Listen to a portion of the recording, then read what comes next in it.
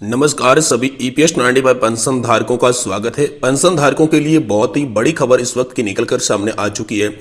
आखिर पेंशन धारकों को जिस बड़ी खबर का इंतजार काफी लंबे समय से हो रहा था दोस्तों, आखिर वो खुशखबरी आपके सामने आ चुकी है। जी हां दोस्तों, पेंशन पर संसद में हुआ फैसला। मोदी सरकार कब तक बढ़ाएगी पेंशन। जी हां दोस्तों, मोदी सरकार ने यहाँ आप सभी की ईपीएस पेंशन बढ़ोतरी पर बड़ी घोषणा कर दी है, जिसके तहत संसद में यहाँ पर बड़ा फैसला हुआ है। मोदी सरकार ने ये ऐलान कर दिया है कि कब तक आखिर आपकी पेंशन बढ़ोतरी कर दी जाएगी। इसके बारे में आप सभी के लिए बड़ी खबर निकलकर सामने आ चुकी है। तो दोस्तों, अगर आप ईपीएस 95 पेंशन धारक है तो कृपया इस वीडियो को लास्ट तक देखिएगा, क्योंकि दोस्तों आज के इस वीडियो में मैं आपको बताऊंगा कि पेंशन पर आखिर संसद में क्या बड़ा फैसला हुआ और मोदी सरकार ने क्या बड़ा जवाब दिया है कि आप सभी की ईपीएस 95 पेंशन बढ़ोतरी कब तक की जाएगी, कैसे की जाएगी। तो दोस्तों, बड़ी खुशखबरी है आप सभी के लिए। पेंशन को लेकर संसद में हो गया बड़ा खुलासा। जाने मोदी सरकार कब बढ़ाएगी पेंशन की राशि। जी हां दोस्तों, पेंशन की राशि की बढ़ोतरी को लेकर बड़ी खबर आप सभी के लिए सामने आ चुकी है। जी हां दोस्तों, देश भर में पेंशन को लेकर कई तरह की खबरें सामने आ रही है। अब केंद्र सरकार ने बता दिया है कि कर्मचारी की पेंशन में कब इजाफा होगा।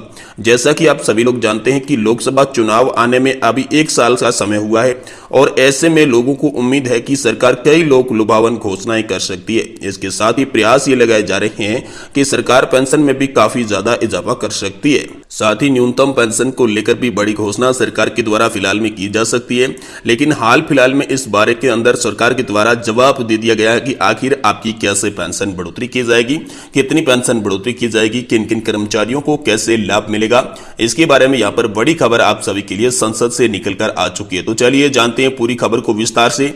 लेकिन आप अगर लास्ट तक इस वीडियो को देखते हैं तो ही दोस्तों आपको पूरी खबर समझ में आएगी।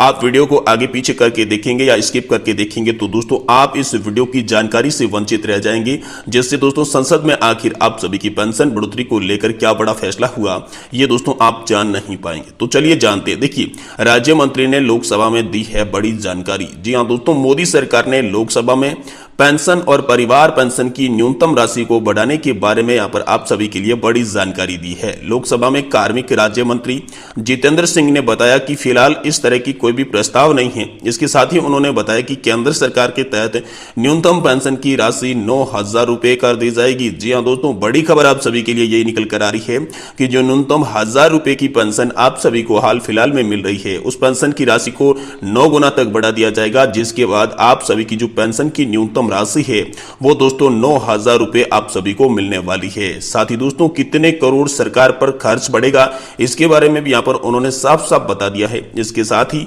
कार्मिक राज्य मंत्री जितेंद्र सिंह जी ने बताया कि इस समय करीब 44,81,200 ऐसा पेंशन धारक थे, जिन्होंने इसमें यहां पर 20,93,462 परिवार पेंशन धारक भी यहां पर शामिल किए गए हैं।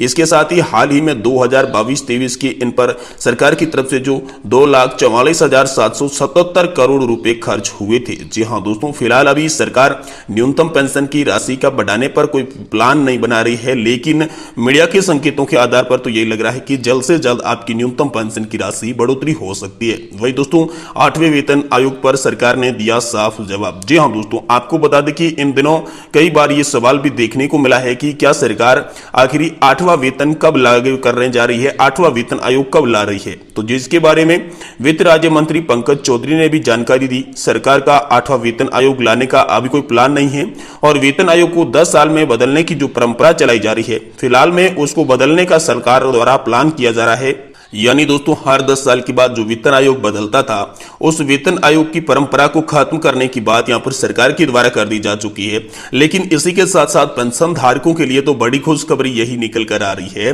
कि पेंशन धारकों की न्यूनतम पेंशन में बड़ा इजाफा करके आप सभी को 9 गुना तक की पेंशन वृद्धि की जाएगी, जिसके तहत 1,000 रुपए की पेंशन पाने वाले पेंशन धारकों को 9,000 रुपए की न्यूनतम पेंशन गारंटीकृत पेंशन कैसे मिले, इसके बारे में सरकार ने बता दिया है। जल्द से जल्द आप सभी के लिए न्यूनतम 9,000 रुपए की पेंशन की राशि आपके खातों में कैसे ट्रांसफर की जाए, इसके बारे में सरकार ने घोषणा की है। लेकिन अभी तक कोई आधिकारिक आदेश इस प्रकार का जारी नहीं हुआ है जिसके तहत पेंशन धारकों को यह लाभ मिल सके। ये मीडिया रिपोर्ट्स और संसद के अंदर हुई वार्ता का असर देखने को मिला है, लेकिन संसद में ऐसा कोई बिल पारित नहीं किया गया है, बजट पारित आप सभी के लिए नहीं किया गया है जिसके तहत आप सभी को 9,000 रुपए की पेंशन मिल सके।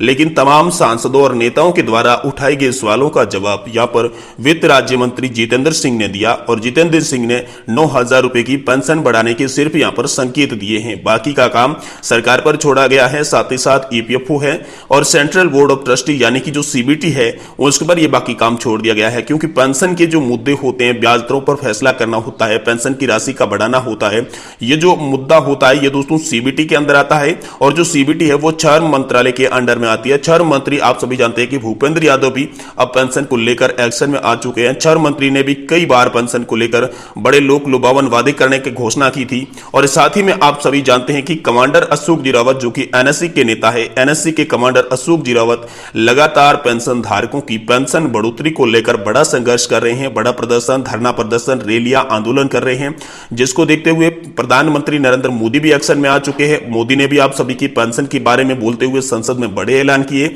साथ ही साथ कमांडर अशोक जी रावत द्वारा रक्षा मंत्री राजनाथ सिंह के आवास पर जो मुलाकात की गई थी, आवास पर मुलाकात में आश्वासन मिला था, जिसके बाद एक बार फिर से उन्होंने जो ज्ञापन सौंपा है, ज्ञापन में तमाम मांगों को एक बार फिर से दर्शाया गया है। और उसी ज्ञापन के आधार पर यहां पर रक्षा मंत्री राजनाथ सिंह जी ने सभी पेंशन धारकों से एक बार पुनः आग्रह यह किया कि आप सरकार को कुछ समय दीजिए। सरकार अगर इन समय के अंदर आपकी पेंशन की मांगे पूरी नहीं करती है तो फिर आप आंदोलन कर सकते हैं। मैं पर्सनली तौर पर आपकी ये मांगे मंजूर करवाने की पूरी कोशिश करूंगा। तो दोस्तों, इसी को देखते हुए यहां पर एनएससी के कमांडर अशोक जी रावत ने एक प्रेस कॉन्फ्रेंस के दौरान बताया कि सरकार को हमने सितंबर तक का वक्त दिया है। अगर सरकार सितंबर तक किसी भी प्रकार का पेंशन बढ़ाने पर या फिर पेंशन बढ़ोतरी पर कोई एक्शन नहीं लेती है तो सितंबर के अंत तक यहां पर पेंशन धारकों द्वारा एक बार फिर से बड़ा आंदोलन किया जाएगा। जैसा कि आप सभी जानते हैं कि पहले यहां पर कमांडर अशोक जी रावत दिल्ली के जंतर मंतर पर आंदोलन कर चुके हैं, तो एक बार फिर से उन्होंने ऐलान किया है कि